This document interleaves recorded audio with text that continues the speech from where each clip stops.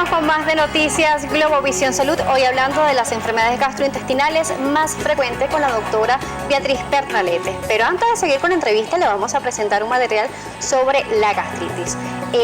Ese malestar que presenta un ardor muy molesto en nuestro estómago y se ve muy frecuentemente también en las consultas del gastroenterólogo. Veamos. ¿Cómo evitar la gastritis? Destine tiempo para comer sin apuro, mastique los alimentos cuidadosa y completamente. Evite las discusiones a la hora de la comida y la agitación o el ejercicio después de ella. No consuma alimentos demasiados grasos, picantes y condimentados, debido a que generan mayor acidez estomacal. Realice 5 comidas al día, debido a que la ausencia de alimentos por mucho tiempo genera mayores ácidos en el estómago. Controle y vigile la ingesta de medicamentos, procurando tomarlos con el estómago lleno. Y veíamos, doctora, unas recomendaciones sobre la gastritis y cómo evitarla. Entonces, tenemos la presencia de este ardor muy molesto en el estómago, que es uno de los principales síntomas que va un paciente a su consulta. Le dice, doctora, me arde mucho el estómago, me está doliendo, ¿qué hago? ¿Ustedes qué estudios hacen para determinar si esa persona tiene gastritis? El estudio ideal es la endoscopia digestiva superior, que realmente es un estudio bastante seguro, en buenas manos, aporta muchos datos y nos puede aclarar si ese ardor viene de esófago, porque a veces los síntomas son muy similares, de esófago o de estómago o de duodeno, porque cualquiera de los 3 órganos puede expresarse como ardor. Entonces, eso hace que uno pueda tomar unas decisiones un poco diferentes dependiendo de dónde esté el problema. ¿Cómo es este estudio? ¿Cómo es la videogastroscopia para determinar algunas dolencias, algunas enfermedades gastrointestinales, pero en este caso específicamente la gastritis? Pero el procedimiento realmente es el mismo. ¿Cómo es, doctor?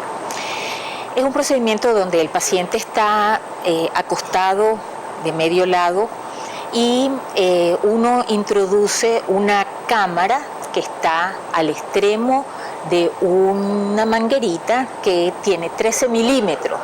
13 milímetros es más o menos lo que es un índice, mi índice. Eso uno lo va pasando por el esófago, lo va distendiendo, puede observar alteraciones en la mucosa, tanto del esófago, del estómago. Uno puede ver si hay un contenido gástrico que sea el que uno puede ser claro, como la saliva, o puede ser de aspecto biliar, porque la bilis es un agresor muy importante tanto del esófago como del estómago. Ella debe estar en el duodeno. Y bueno, y finalmente uno llega hasta duodeno y allí uno se empieza a regresar. En el duodeno pueden haber síntomas parecidos, como son por algunos parásitos o por bacterias en el estómago. En el duodeno lo que hay son parásitos, pero todos pueden expresarse, a veces se expresan como diarrea. Los parásitos del duodeno pueden darnos diarrea o pueden ser también alteraciones del duodeno que nos pueden llevar, cuando uno está buscando, por ejemplo, enfermedad celíaca, que es como una patología de reciente conocimiento masivo. La enfermedad muchas manifestaciones gastrointestinales, sí. Por lo que hemos visto, nosotros en programas anteriores hemos estado hablando de la condición celíaca o las personas que son alérgicas al gluten, y pues si tiene muchas manifestaciones, dolores, ardores, manifestaciones muy fuertes en el estómago. Cirrosis, puede llevar a cirrosis, sí. Entonces también con este estudio de la videogastroscopia ustedes le dan un resultado también con imágenes en donde pueden ver en qué escala está el estómago, si tienen algún tipo de erosión, si tienen algún tipo úlceras, en qué estado está esa úlcera, si ya está. Podemos tomar biopsia, por ejemplo, para enfermedad celíaca. Esa es la regla de oro, tener una biopsia de duodeno. Para saber si hay Helicobacter, esta es una de las maneras de saberlo, no la única, pero... La Helicobacter es una de esas bacterias que están en el estómago, que son mucho más frecuentes en la manifestación y que combinada con la gastritis puede tener complicaciones, doctora. ¿Es así? Sí, el Helicobacter nos puede dar gastritis o puede estar silencioso porque él puede Pero cuando vivir se ahí. activa, Hay algunas cepas de Helicobacter que son agresivas, ¿no? Que tienen algún manejo enzimático un poco diferente, y ese tipo de Helicobacter es el que nos puede traer como consecuencia las úlceras, las infectaciones. La infección aguda por Helicobacter nos puede traer síntomas, y a veces somos portadores de Helicobacter y nunca lo vamos a saber y nunca nos va a traer problemas. O sea, yo siempre le digo a los pacientes que el objetivo de la vida no puede ser perseguir el Helicobacter. No todos los Helicobacter son así como tenerlos que aniquilar. Cuando uno lo encuentra, lo trata, y cuando hay unas úlceras o familiares con cáncer gástrico, ciertamente, o linfoma, ciertamente ahí sí hay que aniquilarlo. doctora, nos llega una pregunta a través de nuestras redes sociales y es la siguiente: tengo gastritis aguda crónica casi sangrante con Helicobacter, ¿qué debe hacer esa persona?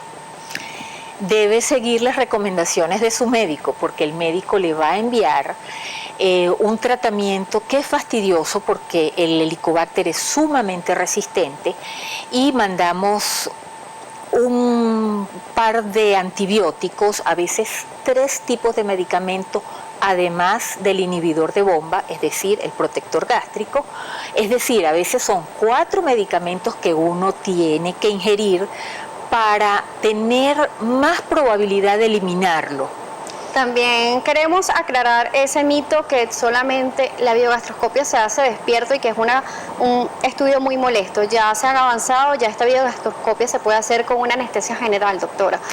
Se puede hacer con lo que llamamos sedación profunda, que es con un medicamento que ciertamente, primero que es muy rápido, pero uno no necesita, cuando uno habla de anestesia general, es como tiene que intubar al paciente porque no respira, ¿no? Este es un medicamento que se pasa a los menos de 30 segundos, ya está dormido, y en menos de un minuto o un par de minutos el paciente está absoluta y totalmente despierto, vigil, sin esa modorra que dan algunos de los medicamentos que también utilizamos para sedar, pero que pueden ser molestos porque el paciente queda como un pero poco no dormido. tiene ese procedimiento traumático de pasar algún tipo de aparato por la garganta, la tráquea, entonces sienten esa sensación de ahogo o que está pasando algo. Entonces ya hay técnicas como esta, que es la sedación profunda, en donde ya el paciente se puede hacer este tipo de estudios sin ningún temor, y que el especialista